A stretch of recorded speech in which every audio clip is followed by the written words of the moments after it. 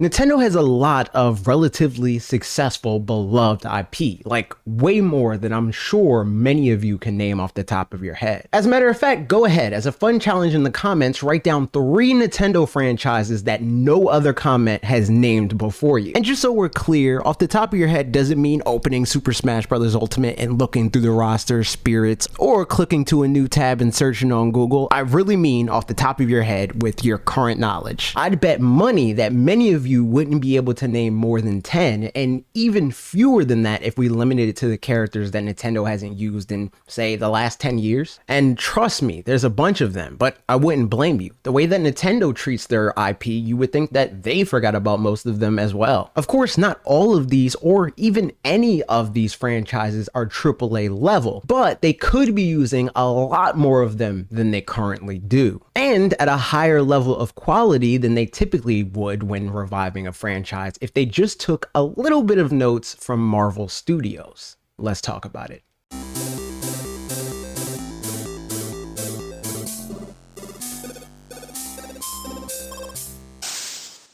First of all, let's address an easy question I'm sure some of you had immediately upon reading the title of this video. Why Marvel? Nintendo is a video game company. They need to be following the current gaming market leader, PlayStation. Of course, I'm well aware that it's never just as simple as copying what another company that has a different history, different staff, and different resources is doing or has done. But I'm also well aware that many companies, when they see a big new innovative force in their industry doing something cool, they try to take that thing and adapt it in their own special way. Gamers tend to apply the logic of the latter as their reasoning for why they believe Nintendo should be chasing feeds and speeds, because again, that's what the PS5 does and that's what the PS4 did before it. So that logic would dictate Nintendo should follow that specific blueprint if they too want to succeed as wildly, as consistently as PlayStation does. Just continue to do what's working with better specs and maybe add a controller quirk or two. You know, the old copy the homework but change a few things so the teacher doesn't catch on meme. And that would make sense if those companies were actually Nintendo's closest competitors. In reality, based on Nintendo's history, staff, and resources, I'd say they're a lot closer to a company like Disney than they are a company like Sony or Microsoft. Nintendo's IP is their bread and butter. People buy their consoles for their IP. Disney, and by extension Marvel, have the same commodity. They're entertainment companies, not tech companies. Nintendo is no slouch here. They are definitely second place, but for the IP that pop, Nintendo has proven that they know how to foster them to carry their bottom line. And Disney specifically isn't perfect. You can look at Star Wars and how inconsistent it is for proof of that. But Marvel, post MCU, they know what they're doing. Zero misses when it comes to their primary goal of winning as many people over as possible. Right now, that's through an earned trust in a universe that gives every new release inherent value, regardless of whether or not it's a well-established media juggernaut like Spider-Man or Wolverine, or what amount to complete unknowns to the general public like Shang-Chi and the Guardians of the Galaxy. It wasn't always that way though. A little over a decade ago, Marvel Studios had one bargaining chip. A bargaining chip that back then, for outsiders looking in, seemed to be insane, and that chip was Iron Man. For comics fans, Iron Man was nobody. He was a very important figure in the comics, as he was one of the greatest minds that the Marvel Universe had to offer, and his contributions impacted many of those bigger, more mainstream names in Marvel Comics. But even the biggest comic book fan would have to be borderline delusional to think that Iron Man translated to anything beyond a D-tier level superhero in terms of relevance prior to his inclusion in the MCU. Enter the first Iron Man movie, and that all changed for the better. Some attribute its success to the perfect casting of Robert Downey Jr. as the titular character. Some attribute the success to people behind the scenes like Jon Favreau and Kevin Feige, and others may attribute it to any number of things, but the most important thing is Marvel saw that they had a property that a community of people loved and cared about, and realized that this means that with the right amount of care, smart changes to the world, and the characters in that world, and to be blunt, the sheer amount of capital invested into the creation of a blockbuster movie starring one of their lesser-known characters could be embraced by the masses. It was definitely a gamble, but I think it would be crazy to say that it wasn't a risk that was weighted heavily in their favor after having viewed the results of their labor. They knew that the movie was good, and they knew that audiences would embrace it, and that would make sense because at the end of the day, every franchise that has become successful on the planet started from the same place. Someone thought of an idea and brought it to life in a way that people wanted to fall in love with. I'm a big believer in the idea that any franchise with this mindset has pretty much the same shot at success because of this. And that becomes significantly easier when, like Iron Man, you pick a property that is already being embraced by a respectable fan base. A fan base of thousands could become a fan base of millions because at the end of the day,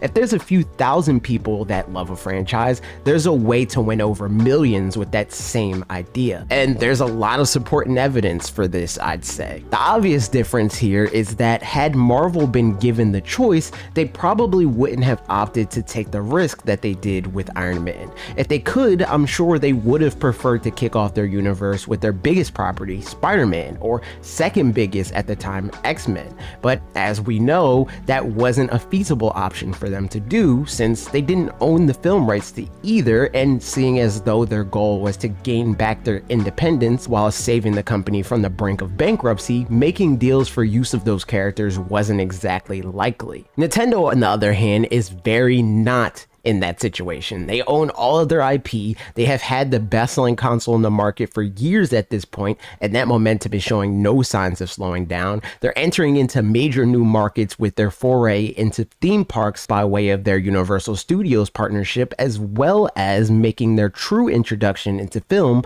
with the Illumination-produced Super Mario film. Unlike Marvel, they don't need to make Hail Mary plays. Much like the huge swing they made with Breath of the Wild though, that doesn't mean they wouldn't benefit from taking bigger net gain risks, not in spite of this, but because of this. Risks that are even bigger than the ones Parker highlighted in his video from last week, or at least they'd be perceived that way by much of the public. At the end of the day, just like the MCU has carried properties like Guardians of the Galaxy and Shang-Chi to be multi-million dollar properties by investing in them just as much as they continue to invest in all of their other properties, big and small, Nintendo could leverage Smash Brothers to a similar degree, assuming Nintendo went about it correctly. And that's being pretty conservative with all that Nintendo could really do to grow their brand. This is just assuming they continue to do a version of what they have been doing to expedite their growth and make the things they make much more exciting for as many fans and consumers as possible. An advantage that Nintendo has that Marvel didn't when they first began their journey is I think Nintendo will have a lot easier of a time transitioning more of their properties to cross-media success,